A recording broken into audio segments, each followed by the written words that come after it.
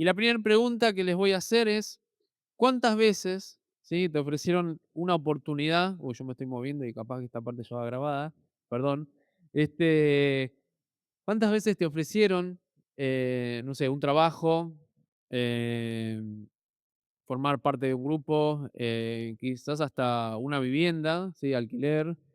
Te ofrecieron algo, pero si no te dijeron la letra chica de esto que te estaban ofreciendo. Y esas advertencias, esas letras chicas que hay, que a veces no nos avisan, si las hubiésemos sabido, quizás hubiésemos tomado otra decisión diferente a la que hubiésemos tomado. ¿Cuántas veces te sentiste engañado por al darte cuenta que lo que te ofrecieron no era tal cual como te lo estaban ofreciendo? ¿Sí?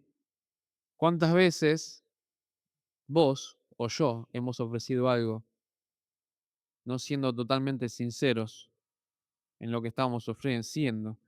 ¿Cuántas veces te mintieron, mentiste o mentimos con algo? El pasaje que hoy vamos a leer se encuentra en medio de un discurso y un momento muy particular entre Jesús y sus discípulos, sus amados, sus siervos, sus amigos. Y este es un momento en donde Jesús está preparando a sus discípulos para la partida del Maestro, para su partida y para lo que iba a venir después, cuando él ya no estuviera en presencia ocular, vamos a decirle, delante de ellos, ¿sí? Pero Jesús no les oculta lo difícil que iba a ser cuando él no estuviera más en medio de ellos en carne, ¿sí? Sino que les avisa que lo que iba a pasar después en su peregrinaje iba a ser bastante difícil y se los anticipa con varios supuestos reales. ¿Qué quiero decir con estos supuestos? Vamos a leer que hay varios si pasara esto. Son condiciones que nos introducen a situaciones que iremos viendo en el pasaje y vamos a ir viendo lo interesante de esto. Pero ¿de qué les advierte este Jesús? ¿Cuál es la letra chica esta que Jesús les está hablando a sus discípulos? De que iban a ser perseguidos, que iban a ser maltratados, que iban a ser aborrecidos por aquellos que aborrecieron al Hijo, que aborrecieron al Padre. Vamos a ir al capítulo 15 de Juan, el Evangelio de Juan, capítulo 15. Vamos a comenzar leyendo desde el versículo 17 y vamos ahí hasta el 27. Vamos a comenzar quizás no desde el subtítulo de los que tenemos la versión Reina Valera 60, exactamente sería el 18 si fuera por la división como está ahí, pero es interesante comenzar desde el versículo 17 porque algo muy particular en cómo empieza y al empezar desde ahí la lectura de hoy. Dice, Jesús venía hablando a sus discípulos acerca de la vid y la vid verdadera y de permanecer en él. Y dice al final de esto os mando, que os améis unos a otros.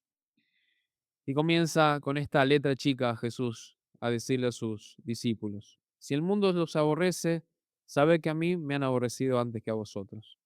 Si fueras del mundo, el mundo amaría lo suyo, pero porque no sois del mundo, antes yo os elegí del mundo, por eso el mundo os aborrece.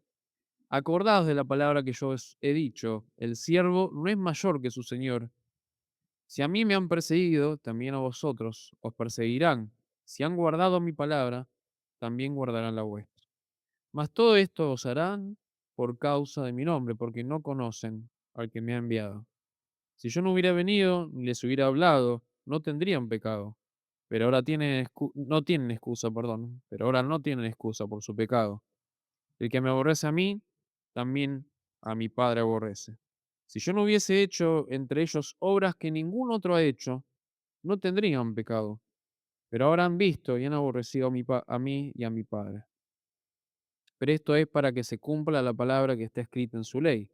Sin causa me aborrecieron. Pero cuando venga el Consolador, a quien yo os enviaré del Padre, el Espíritu de verdad, el cual procede del Padre, él dará testimonio acerca de mí.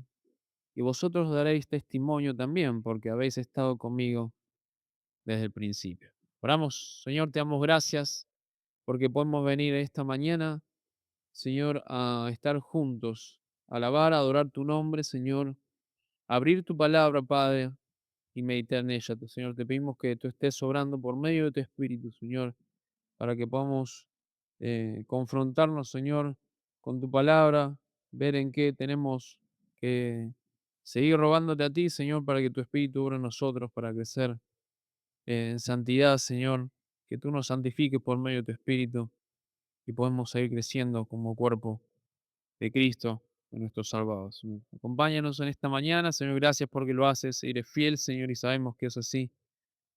Y te rogamos que estés con nosotros en este tiempo para poder prestar, Señor, atención a tu voz, Señor, en esta mañana. En nombre de Jesús, amén.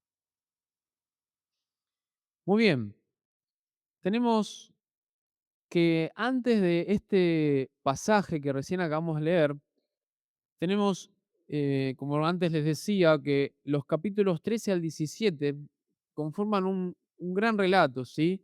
En donde Jesús viene hablando a sus discípulos. En el capítulo 14, del versículo 1 al 4, Jesús les presenta y les dice que hay una esperanza de estar con su Señor y Maestro, ¿sí? Vamos a leer esos versículos. Dice, no se turbe vuestro corazón, creéis en Dios, creed también en mí. En la casa de mi Padre muchas moradas hay, si así no fuera, yo lo hubiera dicho, voy pues a preparar lugar para vosotros. Y si me fuera y os prepararé el lugar, vendré otra vez y os tomaré a mí mismo para que donde yo estoy, vosotros también estéis. Y sabéis a dónde voy, y sabéis el camino. Y después Jesús sigue hablando acerca de esto, del camino, dónde va y qué iba a pasar y una promesa.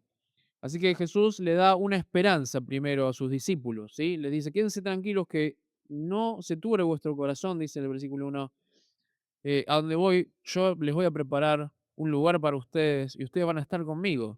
Quédense tranquilos. Después en el versículo 15 vemos, ¿sí? Y estamos dando un pantallazo de lo que venimos hablando en los últimos domingos. Vemos que Jesús les dice que es importantísimo que permanezcan en Cristo, en su amor, ¿sí? En su amor. En el versículo 12 al 15 del capítulo 15 dice, este es mi mandamiento, que os améis unos a otros como yo os he amado. Nadie tiene mayor amor que este, que uno ponga su vida por sus amigos. Vosotros sois mis amigos, si hacéis lo que yo os mando. Ya no os llamaré siervos, porque el siervo no sabe lo que hace su Señor, pero os he llamado amigos. Así que ahí Jesús les está diciendo que el amor con que Él los ama, ¿sí? Lo pone en acción y lo voy a poner en acción y ese amor hace que un amigo dé su vida por otro amigo. Y ese amor que los invita a tener y a amarse unos a otros.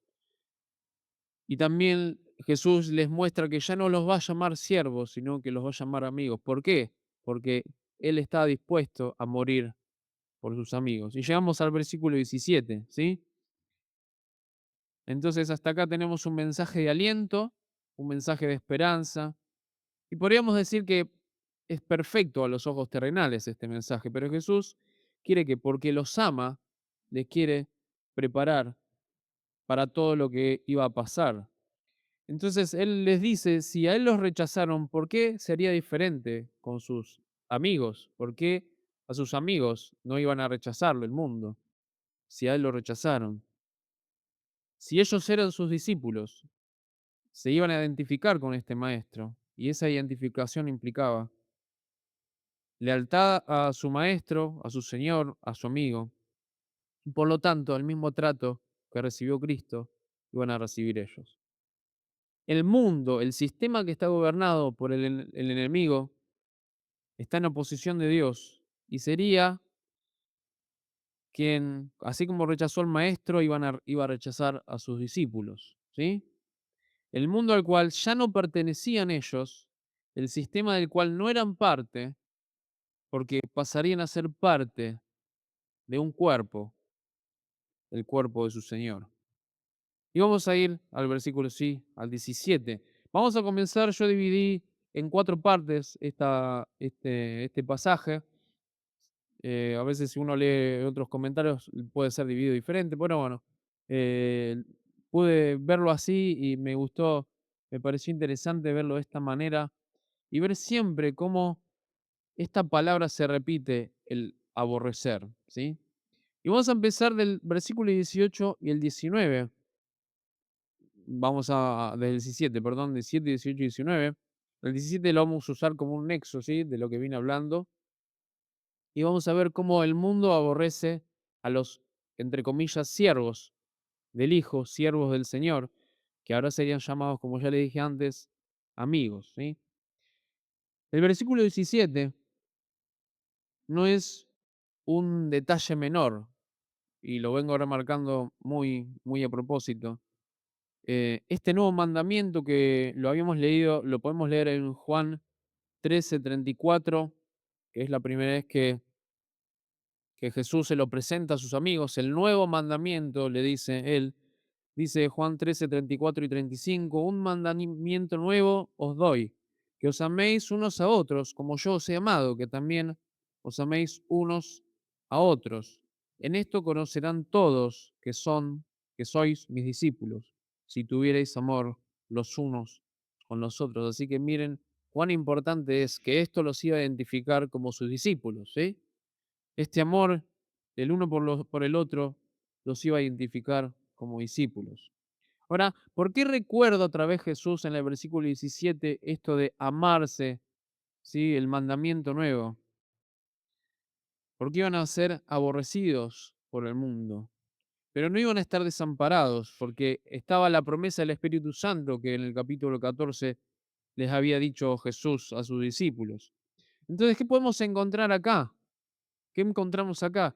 Que Jesús les está diciendo que iban a tener una bendición, porque ese amor de Cristo a los suyos, ¿sí? Que se iba a reflejar en el dar su vida por sus amigos, es el mismo amor que iba a ser derramado por el Espíritu Santo en ellos cuando Jesús no estuviera. Y eso, ese mismo amor está en Gálatas 5, 22, 23, no lo vamos a leer ahora, pero ese amor cuando habla de el fruto del Espíritu, y dice, el fruto del Espíritu es amor, y ahí está hablando de ese amor que también es dado por el Espíritu Santo a sus hijos. Así que nosotros seguimos pecando, sí, lamentablemente, pero por medio del Espíritu Santo podemos ser santificados.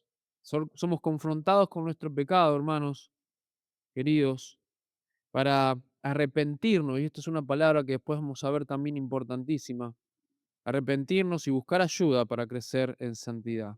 Somos un pueblo, somos un cuerpo. ¿Y por qué hablo del cuerpo? Somos un pueblo. El Espíritu Santo, la obra del Espíritu Santo es fundamental en esto. Así como los ligamentos, ¿sí? Que tenemos los tendones, articulación, algunos no andan más, mejor que a otros, ¿sí? A mí me están fallando un poquito, pero las articulaciones, los ligamentos y los tendones mantienen unido y coordinado al cuerpo humano. Así es el Espíritu Santo, que une y da vida al cuerpo de Cristo, que es la iglesia. Y ahí podemos leer algunos versículos, ¿sí? En Colosenses 2:19. Tengo varias marquitas, así que me van a tener que, espero no perderme yo de tantas marcas. Colosenses 2:19. Ahora me estoy perdiendo yo. Vamos a hacer a la vieja usanza. Colosenses 2:19. eh, no, 2:19. Dice, 2:19. Y no haciéndose de la cabeza, que es Cristo, está hablando, en virtud de quien todo el cuerpo, nutriéndose y uniéndose por las coyunturas y ligamentos, crece con el crecimiento que da Dios, ¿sí? ¿Qué está queriendo decir acá? Que el cuerpo, ¿sí? Que es la iglesia y la cabeza es Cristo. También está en Efesios 4, 15 y 16, pero vamos a seguir adelante. Lo que quiero que veamos es que en la palabra de Dios está este concepto de que somos el cuerpo de Cristo y que el Espíritu Santo nos une y nos da vida. Por esto Jesús enfatiza la importancia de permanecer en su amor previamente, cuando habla antes del pasaje, antes del versículo 17, ¿sí? Lo importante del Espíritu Santo, lo importante de amarnos los unos a los otros. Y ahora aparece el primer sí, ¿sí? Este condicional en el versículo 18 dice, si el mundo os aborrece, sabed que a mí me ha aborrecido antes que a vosotros. El mundo es gobernado por Satanás, por el enemigo, quien odia al pueblo de Dios porque odia a Dios. Este sí, si el mundo os aborrece, o sea, si el mundo los aborrece, en realidad es si pasara esto, que va a pasar. ¿Por qué va a pasar? Y ya vamos a ver más adelante. Pero lo que les dice es, ¿por qué el mundo aborrece a los cristianos? ¿Por quién los gobierna? Eso lo vemos en Juan 14 y ahí les invito a acompañarme. Juan 14:30. Vamos a ver por qué el mundo aborrece. Porque hay el que gobierna el mundo, aborrece a Dios. No lo haré ya mucho con vosotros, Jesús está hablando a sus discípulos, porque viene el príncipe de este mundo y en nada tiene en mí. El príncipe de este mundo está hablando aquel que gobierna el sistema que va en contra de Dios, ¿sí? ¿Por qué el mundo aborrece a los cristianos? Vamos a ir a Proverbios 29:27. Porque la vida piadosa, vamos a leer que condenan las malas obras. Dice, abominaciones a los justos el hombre inicuo. Y digamos que como espejo, y abominaciones al impío el de caminos rectos. O sea que una vida piadosa también genera que el mundo, gobernado por el enemigo, aborrezca a los cristianos. Después tenemos en el versículo 19 otro sí, supuesto. ¿Sí? Si ustedes fueran del mundo, de alguna manera dice, el mundo los amaría, el mundo amaría lo suyo, pero porque no son del mundo, antes yo os elegí del mundo, por eso el mundo os aborrece. ¿Qué vamos acá? Si los discípulos fuesen del mundo, el mundo los amaría, los aplaudiría. ¿Por qué los aplaudiría? ¿Por qué los aplaudiría? Porque en Romanos 1:32, que después vamos a leer, el mundo se complace en quienes hacen pecado. Así que si ellos estuvieran en el mundo y fueran parte del mundo y harían lo que el mundo celebra, el mundo los aplaudiría y los aceptaría, porque estarían con ellos. Pero ellos no son del mundo. El mundo los amaría con un amor. En el original habla de un amor que tiene un afecto natural, un amor pasional, un amor imperfecto, un amor de un mundo caído y gobernado por Satanás. Así sería el amor que recibirían estos discípulos si fueran parte del mundo. Pero, y este pero lo pongo yo, pero ellos no son del mundo. ¿Por qué? Dice en el versículo, antes yo os elegí del mundo, ¿sí? Por eso el mundo los aborrece. Jesús los eligió por su propia voluntad, no porque ellos tuvieran algo, alguna facultad, algo especial para ser elegidos del mundo, sino porque Jesús decidió en su voluntad hacerlo. Por ningún mérito que ellos pudieran tener, ellos fueron elegidos. O sea, que si hubiera alguien acá que tuviera algún mérito para ser elegido, no sería por eso que Jesús lo hubiese elegido. Y de esta manera vemos cómo toda la gloria y la alabanza por nuestra salvación pertenece solamente al que es el hacedor de la salvación, que es nuestro Dios. Ahora, dejo unas preguntas que me las hice yo, me hicieron pensar. ¿Somos identificados por el mundo como discípulos, seguidores de Cristo? ¿Nos amamos los unos a los otros y eso también nos identifica como discípulos de Cristo o no? ¿Hemos pasado o estamos pasando por el aborrecimiento del mundo?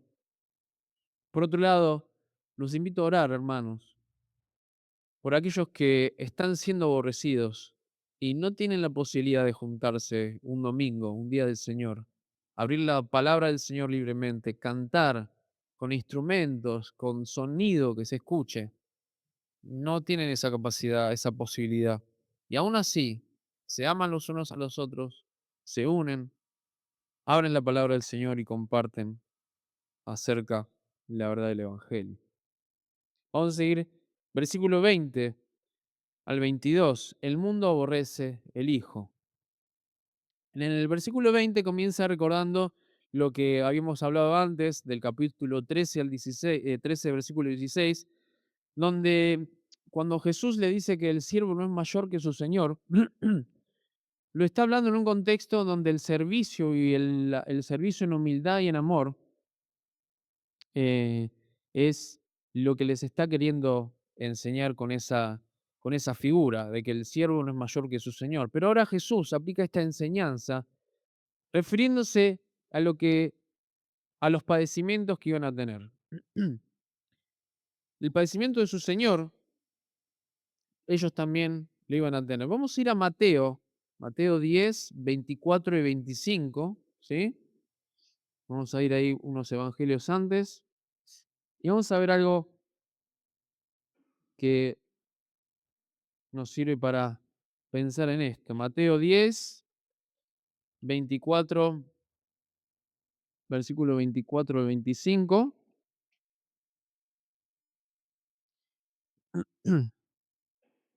No me lo marqué, pero así lo marqué, pero se salió. Mateo 10, 24 al 25 dice, el discípulo no es mayor que su señor, ni el siervo más que su señor.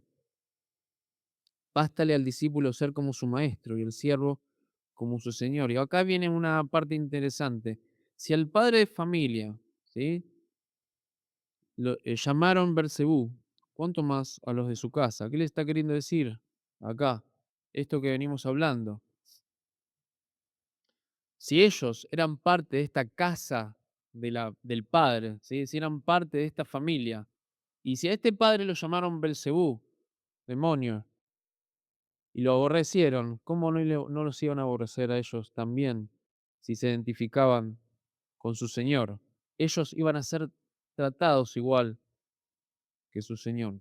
Pero Jesús les deja una hermosa imagen, ¿sí? Y un hermoso aliento. Dice, al final del versículo 20, dice, si a mí me han perseguido, también a vosotros los perseguirán. Y acá viene una parte hermosa. Si han guardado mi palabra, si han guardado mi palabra, también guardarán la vuestra. ¿Y qué es lo que está queriendo decir?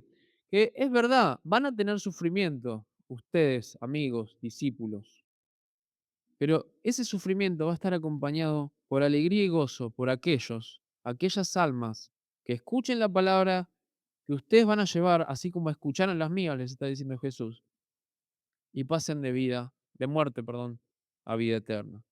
Así que les deja ese pensamiento y pensaba, ¿buscamos nosotros predicar a Cristo?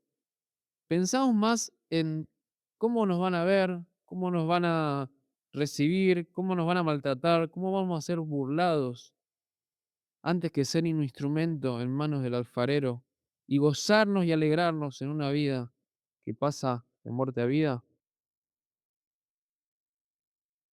Versículo 21. El mundo odia a Jesús y a sus seguidores porque no conocen a quien envió a Jesús. ¿Por qué no conocen a quien envió a Jesús? ¿Por qué el mundo no conoce a Jesús? Dice Romanos 8:8, vamos a buscarlo. Ahí vamos a tener algunos versículos. Romanos 8:8.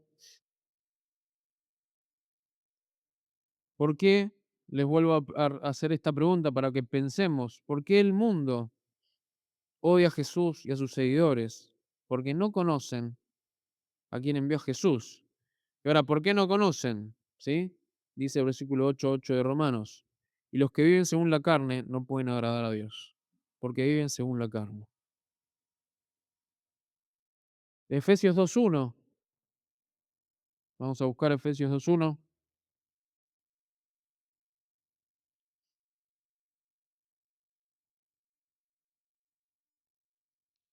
Ahí habla,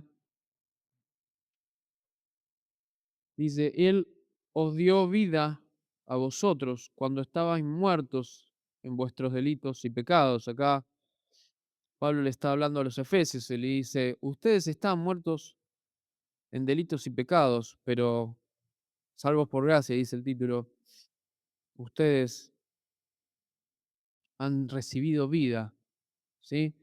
Pero ¿por qué el mundo no conoce? Porque vive según la carne, está muerto en sus delitos y pecados, y es ignorante y duro de corazón, dice en Colosenses 1:21. Así que el mundo, hermanos, querido que estás escuchando, el mundo se deleita en su pecado. ¿Viste que cantamos que nuestro deleite es Cristo? El mundo, para el mundo, su deleite es su pecado.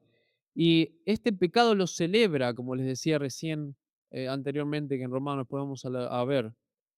Lo celebra, celebra el pecado. ¿Cuántas veces hemos escuchado en algún trabajo, si has cursado y has estudiado y has visto que hay charlas que se deleitan contándose acerca de algún pecado que han cometido y lo celebran, lo enaltece?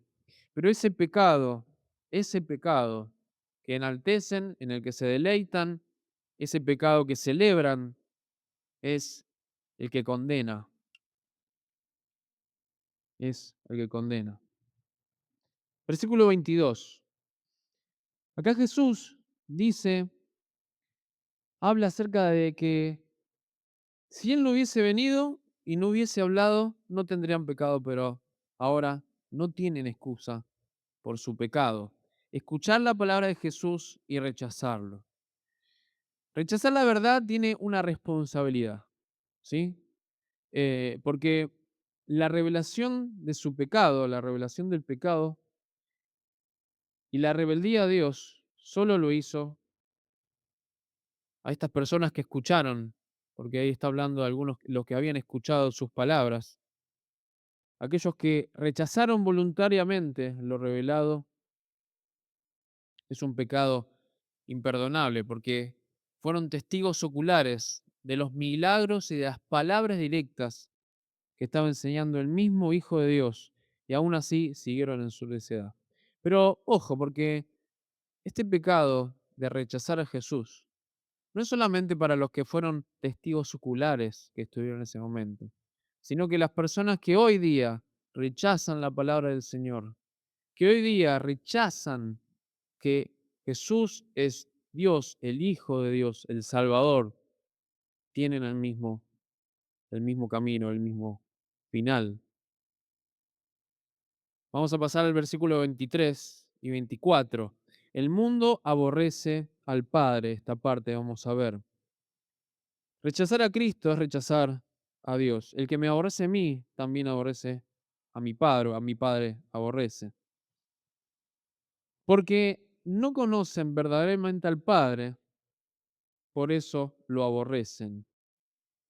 Ahora, vamos a detenernos un segundito en algo que yo les vengo repitiendo esta palabra aborrecer, pero nunca nos detuvimos a ver qué es aborrecer, porque uno puede tener una idea, pero cuando va a lo que quiere decir aborrecer y vemos que el mundo aborrece a Dios, que aquellos que se deleitan en el pecado aborrecen a Dios, que nosotros fuimos parte de esos, nos damos cuenta de lo profundo de esta palabra que es aborrecer.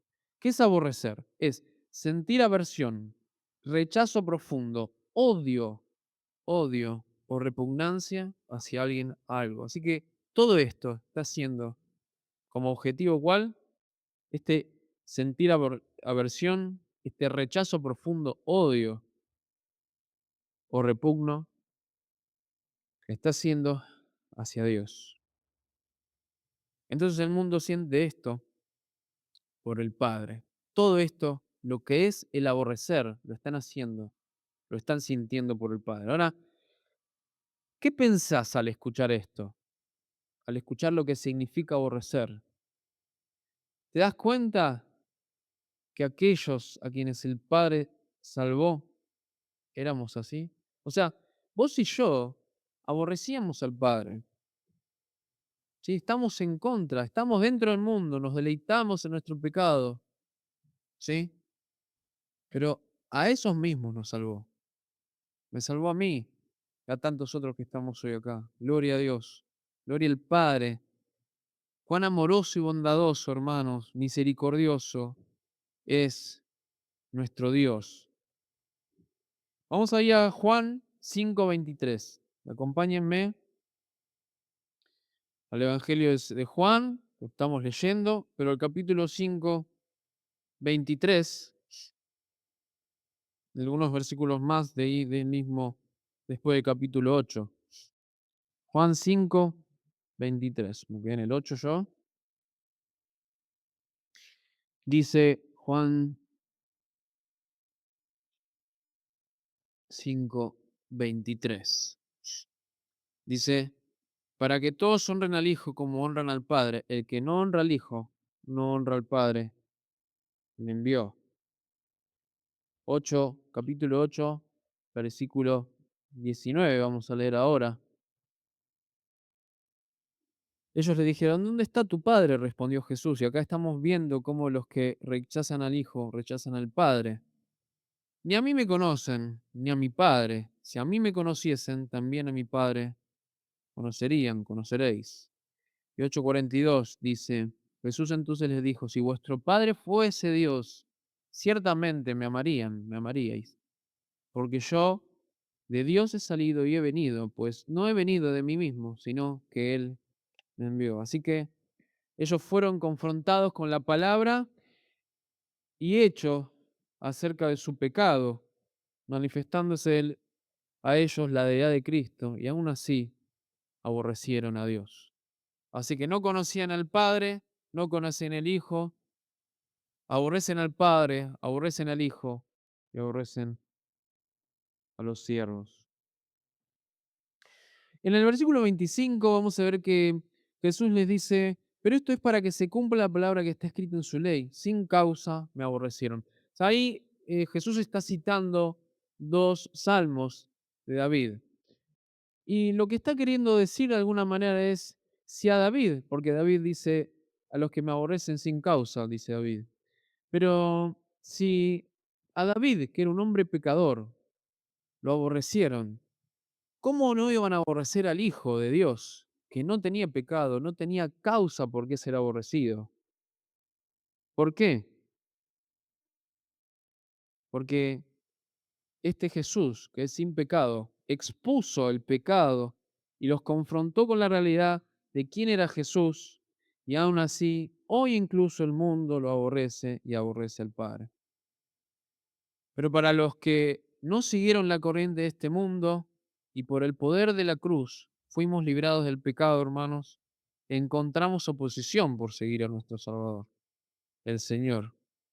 Pero el Señor nos llena de gozo con la promesa de Mateo 5, y vamos a ir a Mateo 5, 10 y 12. Acompáñenme.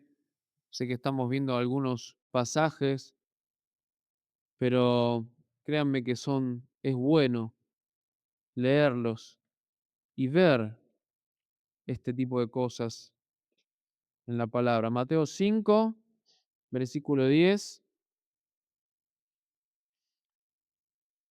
y 11, ¿sí? Dice Mateo 5, 10 y 11. Bienaventurados, miren qué hermosa bienaventuranza. Bienaventurados los que padecen persecución por causa de la justicia, porque de ellos es el reino de los cielos. Bienaventurados sois cuando por mi causa os vituperen y os persigan y digan toda clase de mal contra vosotros, mintiendo. Así que de lo que nos puedan acusar, de los que nos puedan vituperar, es mentira si somos hijos de Dios y buscamos identificarnos con nuestro Salvador. Ahora terminamos con los últimos dos versículos, ¿sí? Los que después de todo este tiempo de este panorama bastante preocupante, podríamos decir, para los discípulos, nos muestra a un Padre bueno, amoroso y fiel. Y el título del mensaje tenía que ver con esta última parte. No, me llevaba a esta última parte, ¿sí? Todo lo que viene hablando Jesús acerca de lo que le iba a pasar y pasa a los hijos de Dios, nos lleva a este hermoso, estos últimos 2 versículos, en donde yo le puse aborrecidos, mas no desamparados. Dice el versículo 26, pero cuando venga el Consolador, a quien yo os enviaré del Padre, el Espíritu de verdad, el cual procede del Padre, él dará testimonio acerca de mí. ¿Por qué habla Jesús de un Consolador? La situación presentada, como recién les decía, por él, el dolor y el temor que estaban experimentando sus discípulos, hacía necesario que Jesús les volviera a recordar algo que ya les había dicho antes en el capítulo 14, versículo 16, que Él iba a enviar un consolador. Era necesario que ellos recordaran esto, recordar que no iban a estar solos. ¿Y qué vemos en ese versículo? Cuando estaba preparando y leyendo comentarios, estos 2 versículos es todo un capítulo entero de un comentario. Pero quiero que nos centremos en algo que lo podemos ver para aquellos que lamentablemente no tienen una acertada interpretación de lo que dice la palabra de Dios. Ahí vamos a ver que hay cómo la Trinidad está obrando en el proceso de salvación, en el obrar de la vida del creyente. ¿Por qué? Porque dice, cuando venga el consolador, a quien yo enviaré, ¿sí? Jesús está siendo parte de esta envío, ¿sí? Enviaré del Padre, o sea que viene del Padre, el Espíritu de verdad, el cual procede del Padre, Él dará testimonio de mí. O sea, hay una hermosa armonía entre la persona del Padre, la persona del Espíritu y la persona del Hijo. Y todos dan testimonio de que Jesús era el Hijo de Dios, es el Hijo de Dios, es Dios, tiene poder para salvar. Vemos una Trinidad actuando en el proceso de salvación. El Espíritu dará testimonio de mí. El ministerio principal del Espíritu Santo en el mundo perdido es dar testimonio de Jesús. Y como este es el Espíritu Santo, como este Espíritu Santo fue prometido a sus hijos, al creyente es el que obra este Espíritu Santo para salvación al momento de predicar a Cristo y la cruz, el poder de Dios para salvación. Así daremos también nosotros testimonio, ¿sí? Como dice en el versículo 27, y vosotros daréis testimonio también. Ser fieles testigos implica, hermanos, predicar también acerca del arrepentimiento, como les dije antes al principio, arrepentimiento para salvación y perdón de pecados. Sin esto, hermanos, no estamos siendo fieles testigos, como dice el Señor que tenemos que ser. Desde el principio, nosotros no fuimos testigos oculares como los discípulos, pero a través de la palabra fiel y verdadera de la Biblia, somos ese estar con Él, ¿sí? Desde el principio. Lo hemos conocido Jesús y no tenemos excusa, no tenemos excusa de no haber escuchado o no conocer a nuestro Salvador. ¿Qué otra cosa necesitamos, hermanos, para ser fieles testigos y dar testimonio de nuestro Salvador? Conocemos su obra en su palabra, conocemos su deidad a través de su palabra, conocemos su poder, su amor, su justicia, su misericordia, su santidad, conocemos su gracia. Demos testimonio fiel y verdadero de nuestro Señor. Terminamos. Querido oyente, ante la presión y la angustia, el desamor y la soledad, ¿qué tenés para seguir adelante? Ante la letra chica que ofrece el mundo, ¿qué vas a hacer? ¿Vas a seguir disfrutando del pecado, deleitando, deleitándote con otros acerca de esto, compartiendo, como vimos que hace el inicuo? Y ahora sí vamos a ir a Romanos 8, Romanos 1. Acompáñenme a leer esto, que es, por un lado, triste y por otro lado, nos da aliento de que hay una salida de esto. Romanos 1, 18 al 25 dice: porque la ira de Dios se revela desde el cielo contra impiedad e injusticia de los hombres que detienen con injusticia la verdad. Porque lo que de Dios se conoce les es manifiesto, pues Dios se los manifestó. Porque las cosas invisibles de Él, su eterno poder y deidad, se hacen claramente visibles desde la creación del mundo, siendo entendidas por medio de las cosas hechas, de modo que no tienen excusa. Pues habiendo conocido a Dios, no le glorificaron como a Dios ni le dieron gracias, como recién cantábamos también. ¿Se acuerdan? La última canción. Pero el mundo no da gracias a Dios, sino que se envanecieron en sus razonamientos, ¿sí? Y su necio corazón fue entenebrecido. Profesando ser sabios, diciendo que son sabios, se hicieron necios. Y cambiaron la gloria del Dios incorruptible en semejanza de imagen de hombre corruptible, de aves, de cuadrúpedos y reptiles. Hicieron ídolos para adorar. Versículo 24, por lo cual también Dios los entregó a la inmundicia, en las concupiscencias de sus corazones, de modo que deshonraron entre sí sus propios cuerpos. Ya que cambiaron la verdad de Dios por la mentira, honrando y dando culto a las criaturas antes que al Creador, el cual es bendito por los siglos. Amén. ¿Qué vas a hacer? ¿Vas a seguir deleitándote en ese pecado que solo te lleva a perdición? Ante la verdad revelada de tu condición respecto a Dios, ¿vas a seguir rechazándolo, como lo hicieron esos fariseos o testigos oculares en el momento que estaba Jesús en la tierra? ¿Qué esperanza tenés? ¿En dónde tenés puesta tu esperanza? ¿En lo pasajero que solo lleva a la perdición y a la muerte? ¿A una separación eterna del Dios, como recién les decía, bueno, misericordioso, pero también justo y santo? Su santidad, querido, no tolera el pecado. Y vos y yo nacimos con una naturaleza pecaminosa.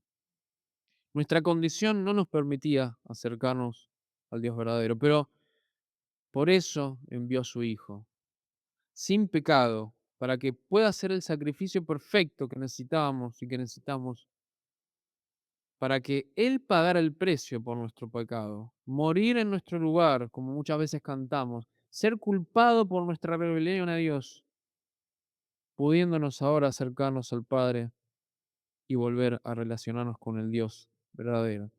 ¿Qué hacer entonces para no seguir aborreciendo a Dios? Vamos a leer Romanos 10. Acompáñenme, Romanos 10, 9, versículo 9 y versículo 10. Romanos 10, 9 y 10. ¿Cómo hacemos? ¿Cómo hacemos para dejar de ser quienes aborrecen a este Dios bueno, misericordioso, santo y justo? ¿Qué hacemos? Confesar con tu boca que Jesús es el Señor y creer en tu corazón que Dios le levantó de los muertos y serás salvo. Porque con el corazón se cree para justicia, pero con la boca se confiesa para salvación. Confesar que sos pecador. Decir que Jesús es el Señor y creer con tu corazón, como dice acá, que Dios lo levantó de los muertos y vas a poder ser salvo y dejar de ser alguien que aborrece al Dios creador.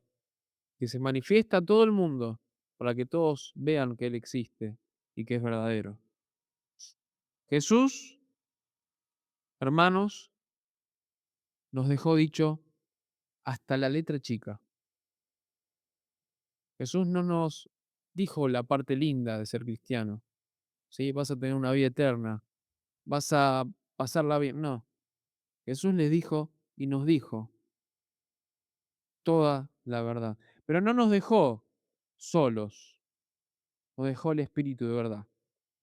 Yo voy a citar algunos versículos porque son varios, pero quiero que recuerden esto. Nos dejó al Consolador en tiempo de angustia, Juan 14, versículos 16 y 18. Nos dejó al que nos acompaña, hermanos, Juan 14, 16, versículos 16 y 17. Nos dejó al que nos guía, Romanos 8, 14. Juan capítulo 16, versículo 13 también. Nos dejó al Espíritu Santo que nos alienta, Hechos 9:31, Romanos 15:3. Los invito a buscarlo después, ¿sí? Si pueden escuchar o si quieren me piden una foto de las anotaciones y se lo mando, no tengo problema. Los invito a buscarlos, hermanos, y a recordar que no estamos solos. Nuestra esperanza, hermanos, está en Cristo. Nuestra esperanza en Cristo nos ha dado como consecuencia, digamos, tener una vida nueva. Y esa vida ha sido dada por el Espíritu Santo, prometido por Cristo a sus discípulos y hecho efectivo en nosotros. En Jesús tenemos libertad, como cantamos antes. En Jesús encontramos una esperanza fiel. Todos aquellos que estábamos perdidos, igual que el mundo, que aborrece a Dios, pero que por gracia Dios nos ha otorgado salvación. Seremos aborrecidos, pero no estamos desamparados. Somos consolados, acompañados, guiados y alentados por el Espíritu de verdad. Nuestra esperanza no está puesta en lo terrenal, sino en Cristo, en quien tenemos seguridad, refugio, nuestra roca firme y nuestro Salvador. Vamos a terminar cantando un hermoso himno que habla de que nuestra esperanza está en Jesús. No porque nosotros tengamos algo que ofrecer a nuestro Dios, no porque tengamos algo que sea digno de Él, sino porque Él, por su voluntad, nos ha llamado de muerte a vida, de oscuridad a luz, y nos ha prometido una vida eterna con Él. Y en Él está nuestra esperanza. Espero que hayan podido escuchar algunos que yo pude pasar el, el himno para que nos acompañen. Si no tenés el himno, después avísame a mí o avisar a alguno de los chicos, los hermanos, y yo lo paso. Es un hermoso himno que lo que se ha hecho es revisar el original de donde fue compuesto y tratar de ser más fieles a la letra original, ¿sí? Quizás algunas, capaz que la conoces, a este himno de otra versión, pero disfrutemos, más allá de la versión y demás, disfrutemos lo que nos dice, la verdad que nos dice, mi esperanza está en Jesús, solo en su sangre y rectitud.